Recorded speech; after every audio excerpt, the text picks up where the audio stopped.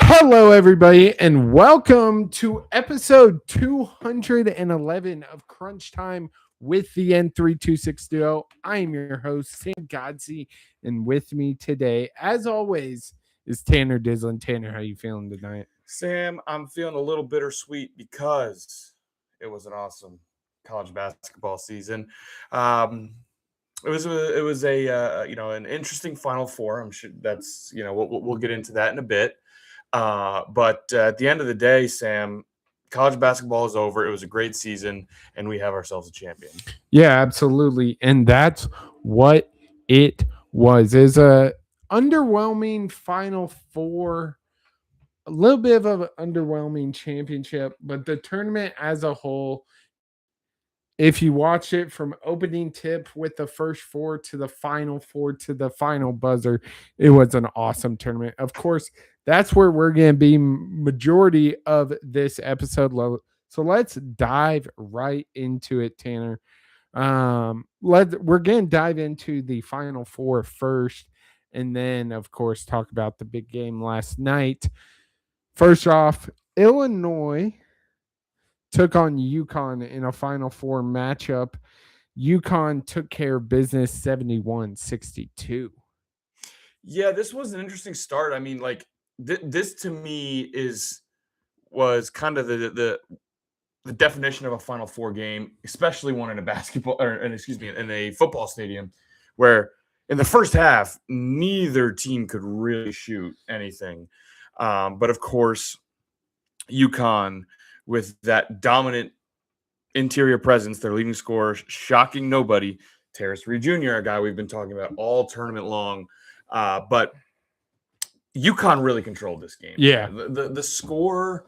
The score even indicates that UConn kind of controlled it. There was a moment down the stretch where Illinois made a little bit of a late run. Illinois never got going here, Sam. They just never did. Yeah, absolutely. That was kind of my takeaway. I think you mentioned Reed and how awesome he has been all tournament. I want to shout out guys that have kind of struggled or hasn't been the headliner in this tournament, and that's Solo Ball. I think he stepped up tremendously in this one, as well as Demaray, I believe is how you pronounce him.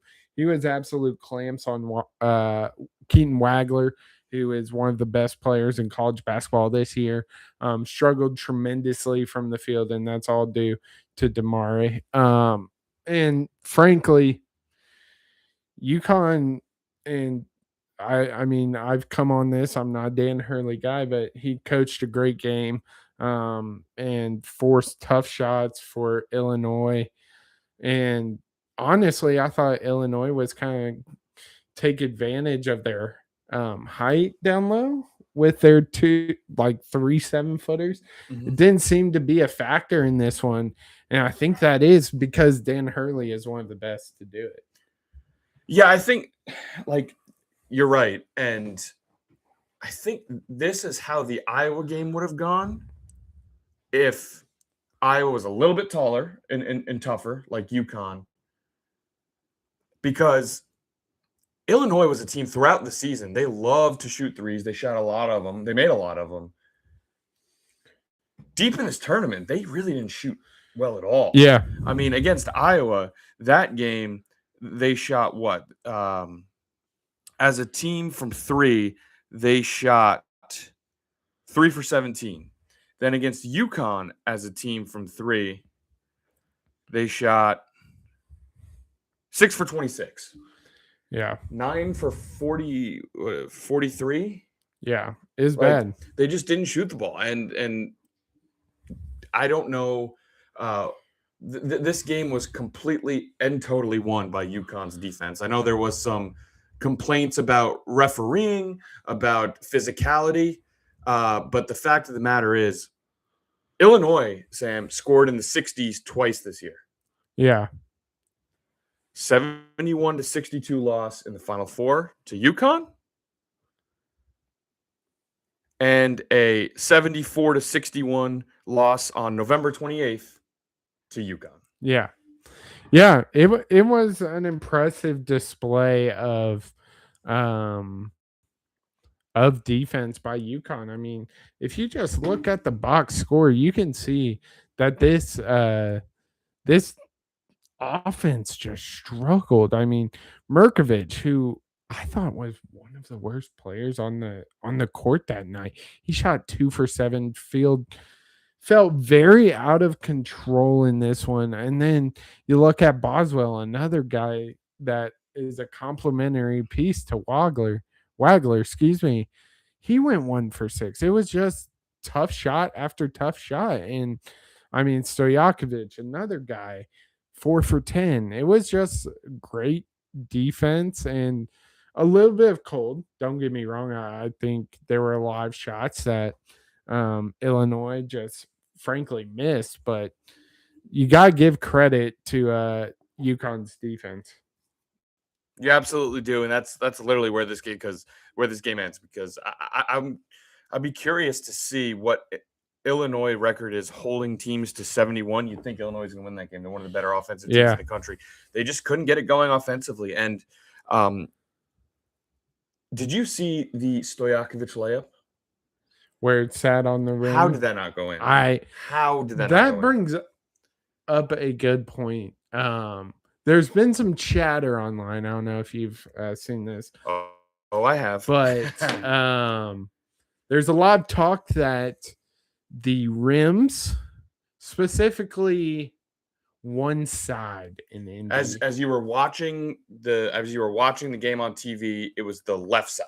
Yes, the left side, because last night in the national championship game, I believe Michigan shot 0 for 8 from 3 on that side, and then UConn started the second half 0 for 11 from 3 on that side. I believe they made a couple down the stretch, but point being, that side really struggled offensively. Whoever was shooting on that side. it was crazy. Obviously, there's a bunch of conspiracy theories around that, and frankly, they might. I personally don't think. I think it has more to do with just the jitters and the pressure. It's interesting. What the one that gets me is UConn, because they shot the ball decent on the other side, and then to come out in the second half. I mean, Michigan's a great defensive team, so like maybe, but like it's just from my view, it looked like they were getting decent shots. They just weren't going in on that side. Like, I can't explain it, but yeah, it's this game was kind of a slog to watch. It was somewhat close, so it wasn't a blowout, which we'll always appreciate that. Somewhat of a slog to watch, but it really felt like UConn controlled this, even if the score didn't necessarily show that. Yeah, 100%. And one other thing in terms of the atmosphere, the rims, also the balls, that just doesn't make sense. Why are we, first off, you don't need to air them up that much. Yes. Second off, why are we switching brands for the tournament? That's one thing that's always not made sense to me. But is there that big of a difference? No. Yeah, here's the thing with the balls. First off, I agree with you. Granted, I've never held it. I don't know how much actually air there is. The tried and true air test. Get out half court right before the tip, hold it up, get it to about your chest, hip area, and then you're good to go. That is the correct way to air a basketball. Yeah, air it up that way. The brand thing, I understand college is so segmented on athletic gear sponsors, and how there's Adidas schools and Nike schools and Under Armour schools, and they all have their own, this, that, and the other. That should not, and to be honest with you, it kind of annoys me that it is, extend to the balls. They need to have a Wilson or Spalding or specific, not necessarily gear, apparel. Obviously, they do whatever they want, but they need a specific ball brand that every college uses all year long, all practices use. Yeah. So when we get to March, we're using the same ball we've used all year. And there's some things too about it being just like fresh out of the box, just like out of the box at the end of the game. That one doesn't bother me as much, but the type of ball we're using, because like I never played basketball more than a high school level, but like I could tell when I was holding like a Spalding ball versus a The Rock ball versus a Wilson ball, Yeah. and it felt different. And when you're playing at the highest level, it's kind of an excuse because both teams are using the same ball, but at the same time, that shouldn't be the case. You should be using the same ball you've used all year. 100%. But that wrapped up game one of the Final Four, with UConn moving on. And in the middle of it was probably the cringiest thing I've ever seen with the Chainsmokers concert. So unnecessary. There was no need for that.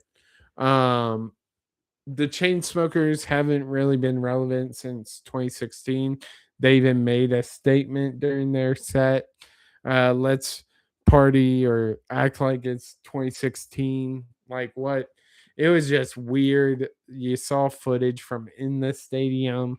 It was just like, I think Dave Portnoy put it best. He said something along the lines of, it seems someone lost a bet here. Seems like an Impractical Jokers. Yeah, exactly. But that's funny. Yeah. So I actually didn't watch this. I was you missed much. I was so I've heard I've heard from a few different sources, but I was with some family for Easter weekend, and we actually ate dinner in between the games. So TV was off, so I didn't watch it.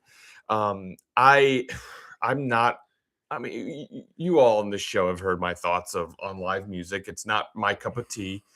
So I just, I don't really see. If to be honest, if it was up to me, we wouldn't even have a halftime live performance in the Super Bowl. I don't really like live performances at halftime or like during sporting events, but it is what it is. This one, just more of like why. Yeah, I don't know.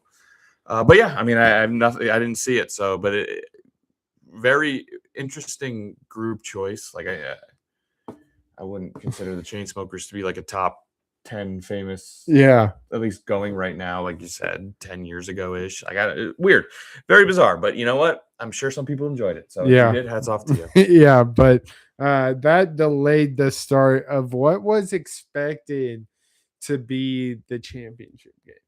Correct. In Arizona, Michigan. Well, I guess I'll expect it to be the championship just because, obviously Duke earned that number 1 overall seed. So I don't think it was like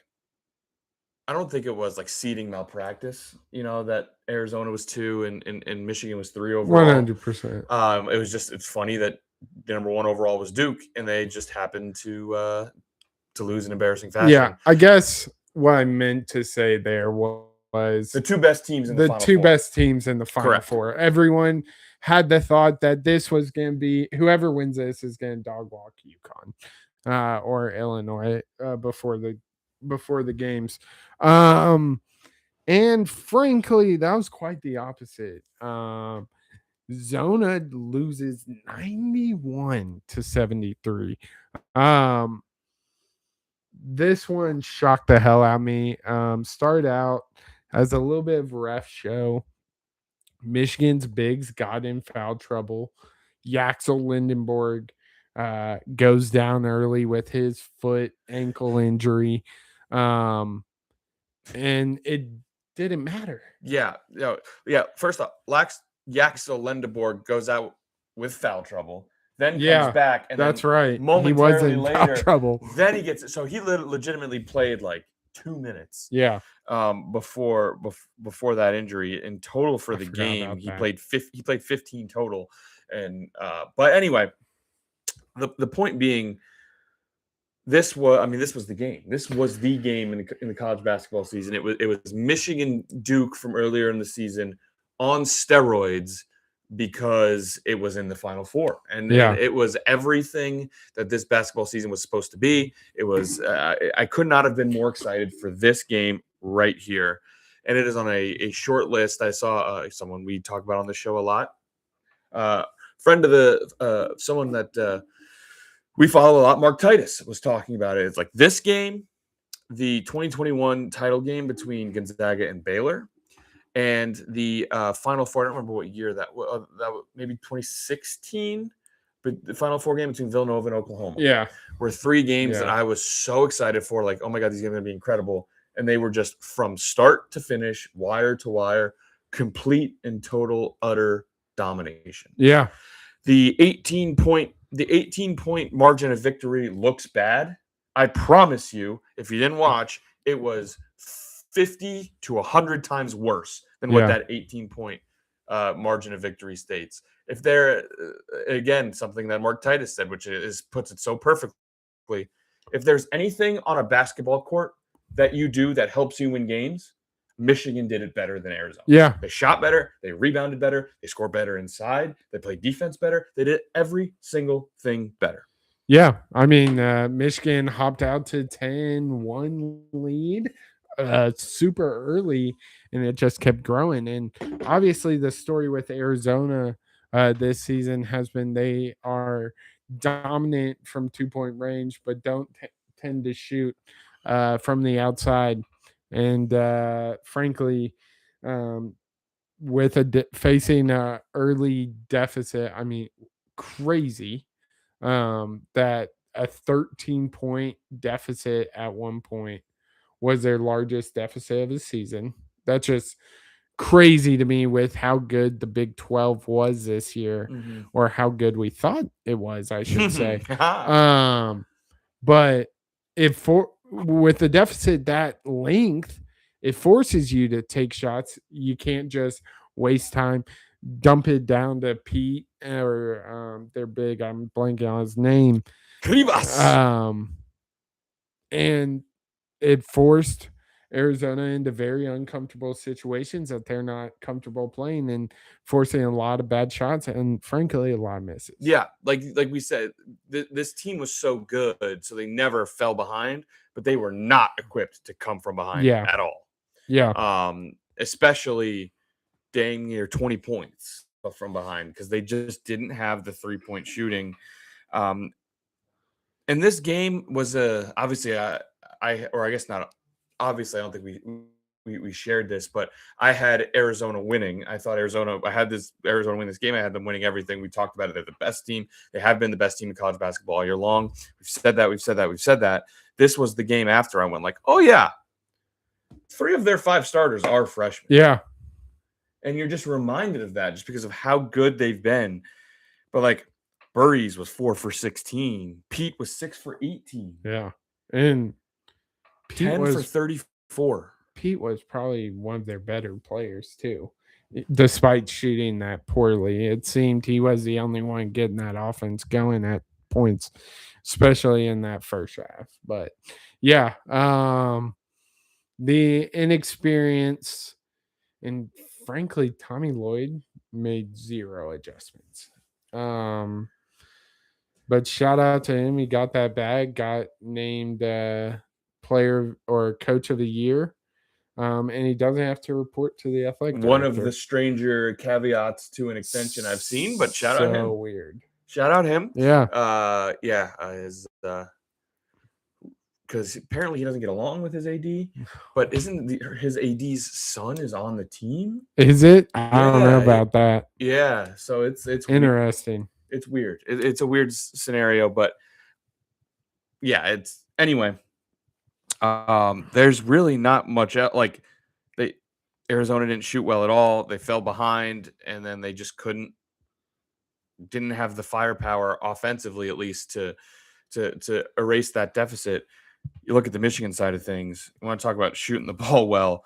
44% from 3, 12 for 27. What's his name? McKinney? Yeah, Trey McKinney, a freshman in his own right. He shot 4 for 6 from 3. He couldn't miss. Just Like everything was going right for Michigan, but the player of the game was Ade Mara. 26 points, So, 7'4" center. How many blocks? How many did he? It seemed it like seemed he like had they a had, million yeah, blocks. It seemed like the whole team had a million blocks. They were just so big, so physical inside. Everything was so difficult for Arizona, but he finished with 26. It was just dominance. yeah. And I'll talk about this guy more in the next game, but Elliot Cadeau, if you look at his box score, he shot 5 for 17. I wonder how many of those just throw it up to the rim and hope Mara gets it counted as missed shots, because he was spamming the Yeah. hell out of that move. Sam, I think it was a lot. Yeah. I really do. Because it's just Krivas comes over, you can't get the lob over him, but if you throw it with enough pace, you can get it. You can set Mara up for an offensive rebound Yeah. and putback, and they were just doing that all game long. Yeah. And there was nothing that Arizona could do. Nothing. Yeah. Yeah. Quite a disappointment when it came to this game, but it doesn't take away from how dominant Michigan was from opening tip to final buzzer. Yes, they were. They absolutely were. And Arizona this is one of those where like it's disappointing because you were a favorite to win the national title. Yeah. And you didn't. And you got spanked in the Final Four. And all of that aside, they obviously went to the Final Four. They went to the Final Four for the first time since first time since 2001. So first time in 25 years. Yeah. 2001 they went to the title game too. So that's not nothing. They still accomplished something and something tangible. Yeah. Hard not to be slightly disappointed though. Yeah, especially when maybe not even slightly. Especially when you were considered by many, many people to be the best team all year. So that leads us to the Natty on Monday night.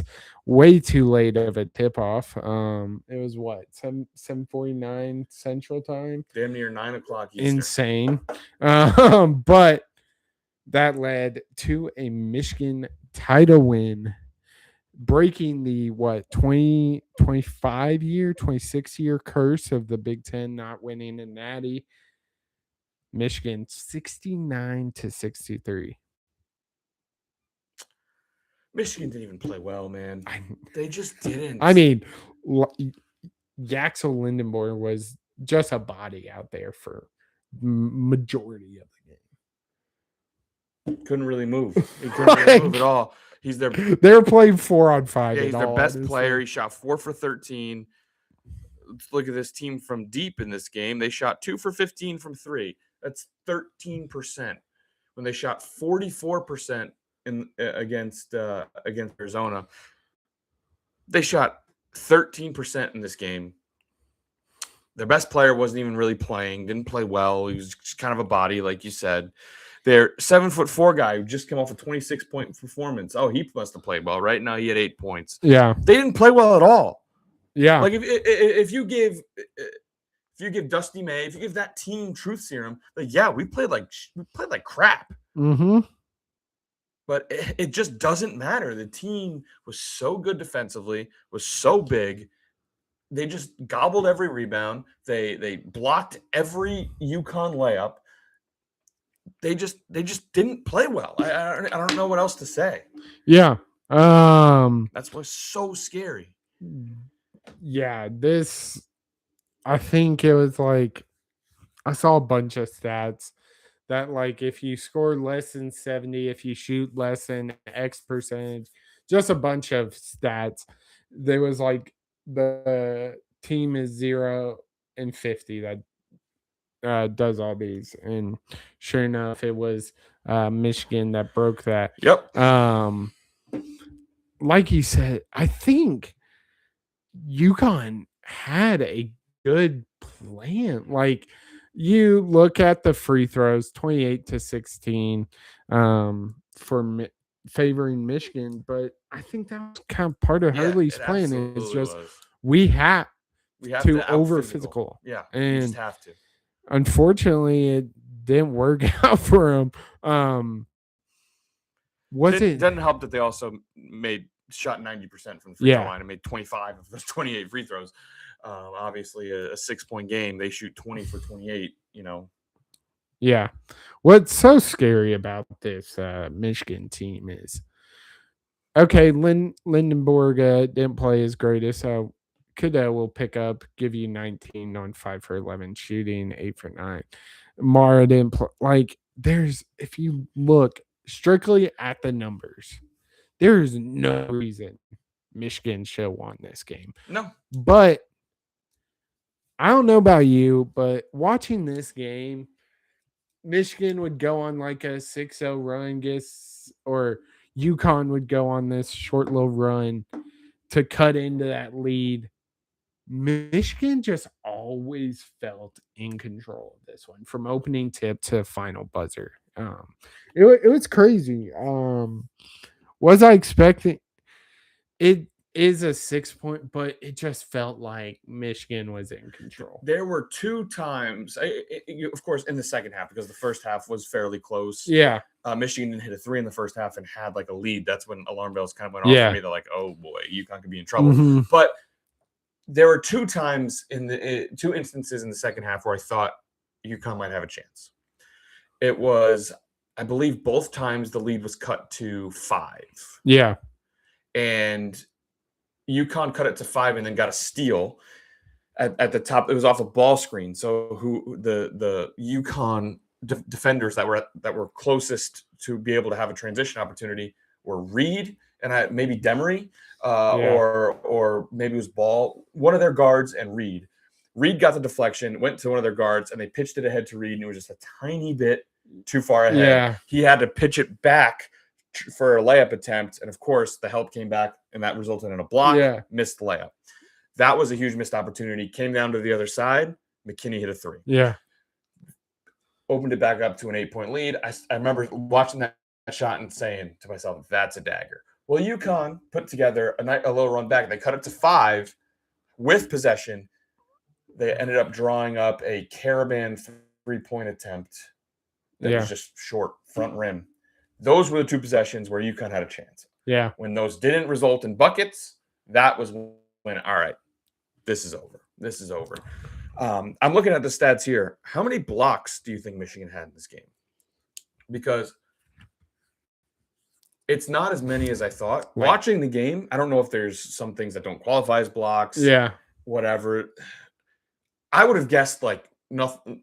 At least double digits. Double digits. I was thinking like somewhere around 10. According to this, it says they had 6. Which what? I'm going over on that. It's the same thing we said with Arizona, where it's just like, even when they make a layup, you're like, man, like that is a tough finish. Everything was so hard for UConn at the rim, for Arizona at the rim, and on 2-point field goals. UConn was 12 of 35. Yeah.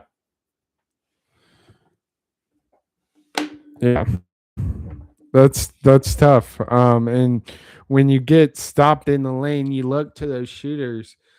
Caravan and Mullins, obviously being the sharpshooters of this UConn team, have kind of been a huge reason why they were in the situation they were last night.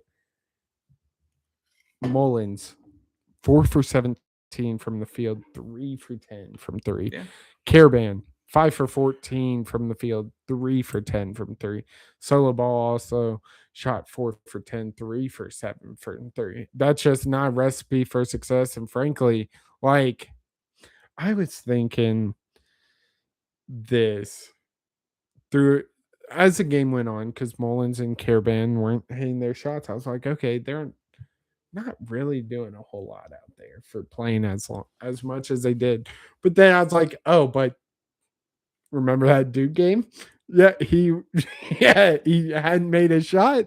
Like, and he hit the big one. Like, literally in my notes, I said Mullins and Caravan don't contribute much outside of shooting, but then again, they can always hit the big shot. Yep. And that's Mullins even hit a few late in the game as they were trying to mount their comeback, cut it from an 8 to a 5 or a 9 to a 6-point lead. And they hit a few down the stretch, but it was just too little too late. Yeah. Because this was a all-around supreme defensive effort from Michigan, a theme that has been a theme that they had, I mean, really all season, but specifically in the Final Four and then the championship.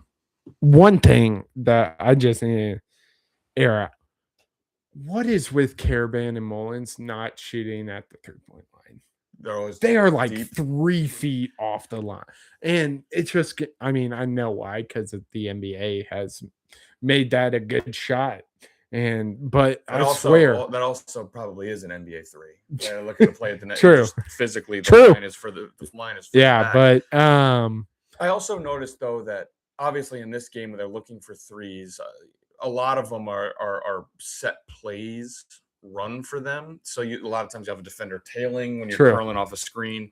So they need that degree of separation. But yeah, it's they're elite shot makers, and Michigan had the answer. They tailing them, switching, getting hands up, all that stuff. And I can't say enough about the defensive effort, especially coming off of the Arizona game where they hit everything and you're like, wow, this is the best team ever created. They're never going to lose. Then they play against UConn. They can't hit a blessed thing. They shoot 13% from 3. Mm-hmm. Doesn't matter. They still dominated the entire game. Yeah. Yeah, absolutely. Honestly, I don't have much else from this game other than I want to make a comment about Dan Hurley. Obviously, y'all know I'm not his biggest fan. Obviously, there was a pretty big discrepancy with the free throws. I thought for sure he was going to go into that press conference and just rip him a new one, saying this is bullshit. I think he surprised a lot of people. He said something along the lines of, if I had those 3 refs every game, I would sleep better every night. Yeah, he did say something like that. To be honest with you, like the foul or the free throw discrepancy is what it is. How many times in that game did they call a foul on UConn where you were like, come on, that's not a foul? Yeah. Like, maybe a few times. Maybe the stuff away from the basket, but like in the lane, UConn made it a point to be physical. And I think, to be honest with you, that's probably how you need to play this team that is so big and so physical themselves. And they made it a point, and they did it. And it's just Michigan stepped up and hit 90% of their free throws.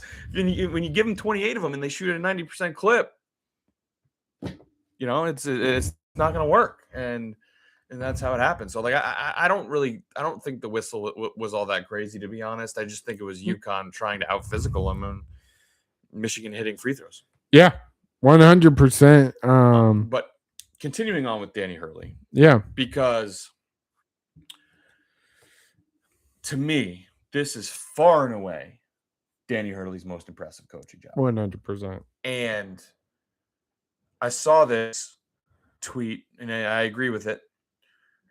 Looking at that region, I chose Duke to win the region. So I obviously expected Duke to make it further than UConn. I would have chose Michigan State, I think, over UConn. And I probably would have chosen St. John's over UConn. Yeah. I don't think I would have been Kansas. Obviously, we've talked at length about the anomaly that is Kansas. But I would have chosen 3 teams, I think, that were more likely to go to the Final Four than UConn. I had UConn losing in the round of 32 to UCLA. Hand up, I did. I didn't really believe in this UConn team. I didn't at all. And to get to the Final Four with this team, who obviously, there's no moral victories here because they were, 7 points away from being national champions. Yeah. But to me, this is the most impressive coaching job he's had. He solidified himself as the best coach in college basketball to me. Michigan just had the better team. Yeah. I 100% agree with that. Quite quite an impressive coaching display from Dan Hurley. Um, y'all know I don't like him, but there's no denying the fact he's the best college basketball coach right so now. that's what I had to give my shout out to Dan Hurley. It'll be interesting to see with that team. What goes on. Obviously, Caravan is graduating, so he will not be on the team next year. You have the stud freshman in Mullins. Who knows what happens there? Reed, I don't know what his I'm not sure. eligibility is. According to CBS Sports, he is a senior, so he might be out of the way here too. So it'll be interesting to see what UConn does for sure. But this one belonged to the Wolverines. Which leads to a larger discussion, Sam. Yeah. And one that I thought about I would like to have, because the Michigan Wolverines had a starting five that 0 of their players started at Michigan. Yeah. What are your thoughts on this? I mean, obviously I don't love it at all. But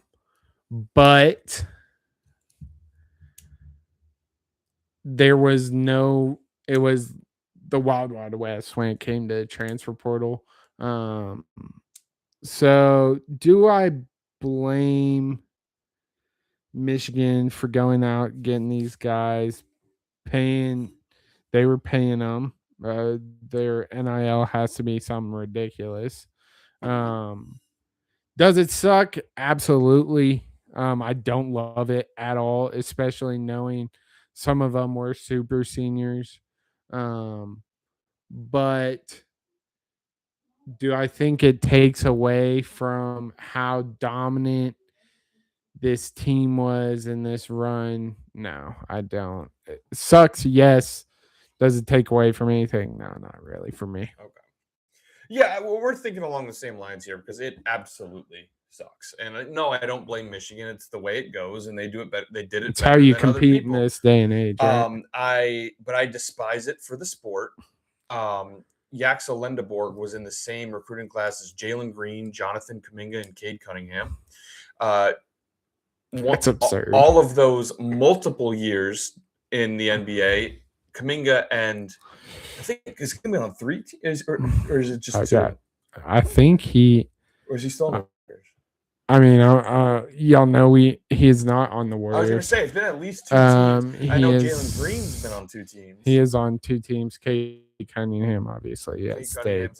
We're so talking multi-year NBA vets. Kaminga has been on Warriors and Hawks, and then but his route's a little different, and as well as Jalen Green, because they start out in the G League. Mm-hmm. So they've been pro for many years. The point being, I got to be like, there's no secret. I despise Michigan. I hate that this team won. I hate that the university won. And I think this iteration of Michigan's team represents the worst in college sports right now. 100%. It's not Michigan's fault that it is where it is. They just did it better than anyone. Yeah. But I don't like it. I legitimately think this team represents the worst in college sports right now.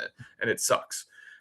I've seen some people talking about how this team is actually the plucky group of because Kudo was a bust at UNC and Yaxel came from UAB, and he's also 26. He's also damn near 26, and he was also like a top 10 portal recruit. It'd be one thing if they went out and got somebody from Oral Roberts who was like a top 50, and it's like, oh wait, this guy's pretty good. No, he was like a top 10. Didn't he? Rumor has it he had an offer from Kentucky for like over $10 million or something, or maybe not that high. But the point is, Kentucky really wanted him and was willing to pay a ton of money for him. And that's just, you're not going to get me with the group of 5 guy. And yeah, it's just, it is what it is. It's they have the resources and they're able to gather the group of mercenaries, because obviously that's been used as a derogatory term, but it's called what it is. They are. Yeah. But they were the best team in college basketball this year. Nothing that doesn't take away from that. I just hate the indictment it is on the sport currently. Yeah, I mean, Namari Burnett, he Texas Tech, Bama, Michigan, I believe is. I think there's another team in there. Gale But- was at Ohio State. But he played with Jalen Green in high school. yeah, it's like, what are So- we doing? Yeah. I want to pull up the starting 5 thing because it was, but like there's this graphic right here of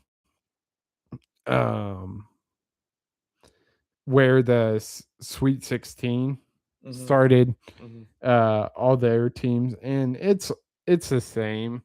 But does that make it like well, that's weird. They don't show what team that it is, but we can figure it out. But like this team, I don't even know who it is. Can I take a look? It's UNC. Their starting 5's UNC. Yeah, that's Michigan. That's Michigan. So it's UNC, Texas Tech, UAB, Michigan, and UCLA was their starting 5. Well, I know for a fact. I don't know if they swap don't things out know. because I know for a They fact definitely their swapped. starter in the title game and in the Final Four, none of them were from Michigan. Started at Michigan. So yeah, it switched out. So Morez Johnson got the From start Illinois. from Illinois. Yeah. So is Alabama for Namari Burnett, Cadeau, UNC, Mara from UCLA, Morez from Illinois, and So, Yaxel. like It sucks. It but sucks. But Again, the world we it's live the in. world. I mean, yeah, it's there. It is kind of crazy though. Like there are some teams with like 3 starters. Michigan State was the only one that had all 5 of their starters. Arizona with a close second, but they have 3 freshmen starting. But yeah, I think Purdue had 4 as well. Purdue also had 4. Houston had 4. Duke also had 4, but again, A lot of freshmen. A lot of freshmen. Yeah. Who is there? Was it Reed that started out at UConn or at Michigan? That's He got started at Michigan. He played 1 year at UConn, I believe. He played 4 years combined between UConn and Yeah. Michigan. Who have won 3 of the last 4 and he national did titles, and get. he has not won. That's a single brutal. one. That's gotta suck. That's but tough. yeah, that wrapped up the college basketball season. One shining moment. Didn't love that it wasn't immediate after. Yeah, I'm with you there. Because it was obviously late here, and I was like, okay, we can turn it off. And I was like, oh shit, I'm missing one shining moment because I didn't want to see Michigan celebrate. And then I see a crap load of tweets saying one shiny moment, and it's at like 11 Central. I'm like, Are we in the trust tree? Go ahead. Michigan won. Yeah. I turned it off, got myself ready for bed, did what I needed to do. When I got in bed, opened my phone, and went right to Twitter, saw it, Yep. watched it. And it was a good one. It was a really was good. I used to Obviously pray for seeing times. seeing Iowa in there, seeing Arkansas in there is always awesome. But yeah, that for people saying this tournament sucked, you clearly didn't watch it. It was awesome from the first 4. I mean, Miami breaking all odds, beating SMU in that first 4 to the craziness of High Point beating Wisconsin, to Iowa knocking off Florida, to the Mullen Vanderbilt, shot over Nebraska. Vandy, Nebraska, Iowa. It was just a super fun tournament. There were some Kansas. Yeah. Didn't even think about that one. It was all time. Obviously there were some stinkers, as there is with tournament of this size. There's going to be some bad games. That's just part of it, but it's one of the best I recall in a while. I want to throw one more in there. Purdue, Texas. Texas, yeah. Texas, the first 4 to the Sweet 16. That was a Kaufman Rin tip. Yep. Yeah, it was a great tournament. I can understand being mildly disappointed 100% at the Final Four, but all in all, other than Michigan, Arizona, which was supposed to be the best, the other two weren't blowouts. Yeah. But yeah, it was still an awesome tournament. Obviously, we're biased. Maybe it's because our favorite team made it to the Elite Eight for the first time since '87. But I enjoyed the hell out of this tournament. I thought there were a ton of great games in those middle rounds. And I got unfortunate that we now have a long wait till college basketball starts again. Yeah. Rothstein's already started the countdown. Shout Rothstein. Shout out Rothstein. But transfer portal opened up Monday. That craziness starts, so we'll keep in touch with that as we update y'all. We'll be returning to our normal schedule. We might take some weeks off here and there just because we kind of grinded out this tournament. Went live a lot more. Really enjoyed it. This is by far our favorite postseason, and frankly, time of year. So we loved going live. We're debating on whether we return to the old way, just dropping every Thursday, or if we just start going live every week. But yeah, that's a wrap on one more thing, college basketball related. Some shocking news came out. What day was that? Was that Monday? It was Monday, yes. Mike Malone. Yeah. Head basketball coach at UNC, obviously known for his time with the Nuggets. Had a nasty breakup there. Hasn't been in college basketball since 2001 with Manhattan as an assistant. There's a lot of speculation going around. Billy Donovan. Literally anybody that's somebody. Todd Golden. Ben McCollum came out, and it came out that he didn't even take a call. So shout out Ben McCollum. But your thoughts on this hire? It was very surprising. Very, very surprising. Not necessarily in a bad, I look at him like, what? Not that don't think he's going to do a great job. He's a great basketball coach. He's an NBA Finals winning coach. Yeah. He can obviously coach basketball. There are some concerns from NBA to NCAA, obviously, as there is when you do it the other way. There are some concerns on that front, but like he can obviously coach basketball. Surely he's going to have a newfound, whenever a program gets a new coach, there's a sense of optimism and like, let's support this new coach, new team. It's UNC, so they're not going to have any financial support problems. Yeah. It'll be interesting to see what happens. I'm not going to be too quick to be like, what are they doing? They don't know. It does give off a little bit of Penn State in the fact that they just kind of fired their guy because they had kind of felt like they had to without a real plan. Yeah. Kentucky also when they split up with Cal and it's like, we want this guy. Oh no, he's not coming. We want this guy. He's not coming. He's not this. And they ended up with Mark Pope. Yeah. And that hasn't really gone great. I don't know. It's going to be really interesting to see what happens. But this just opens up to another whole nother conversation about what NIL has done to college basketball and the fact that you had the coach of Michigan, Arizona, Iowa, all confirmed. There are probably others that looked at North Carolina, probably a top 2, Duke and UNC, maybe gotta be top 4 with top 5 for sure. Top 5 probably for sure. Top 2. Probably top 2. I would say top 4 for sure. I'd say pretty handily the top 4 jobs in college basketball will always be Duke, UNC, Kansas, Kentucky. Those will be the best 4 jobs in college basketball, no matter what happens. The coaches of Arizona, Michigan, and Iowa say, no, I'm good. Whoa. Yeah. Whoa. Yeah. There's obviously a lot wrong with college sports in this day and age, but NIL has made it a little more interesting because you can we talk about the SEC football with Georgia and Alabama, how they've kind of declined. Yeah. Similar story with ACC basketball. Yeah, absolutely. Yeah.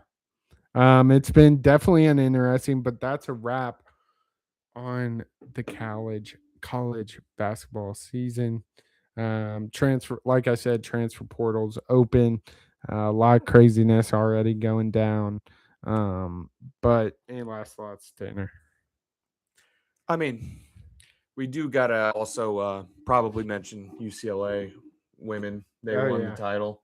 Dominating fashion. Quite possibly the worst Final Four to watch ever. Yeah. The biggest headline from that is Gino Auriemma versus Dawn Staley. The two losing. Who both ended up getting massacred by UCLA. Yeah. So shout out UCLA. By the way, now again, talk about this. I don't want to root for the Big Ten. I want them all to lose in the postseason. But when it fits my narrative, and the Big Ten has won 3 straight college football championships, now both men and women in basketball. It takes its toll being part of the most dominant athletic conference in sports. Yeah, absolutely. But that's gonna wrap it up for episode 211. Obviously, talked Final Four college basketball. It's the end of the season. A lot of shining moments in this postseason. You can follow the podcast on X, Instagram, TikTok at crunchtime_pod. Make sure to like, comment, subscribe on the YouTube. We got a lot of interesting stuff coming out. Whether it's going live, doing some fun little streams with sports seasons dying down. So make sure you're following us on that. But the clock has run out on this one, but we'll see you on the next one on Crunch Time. I'll see you.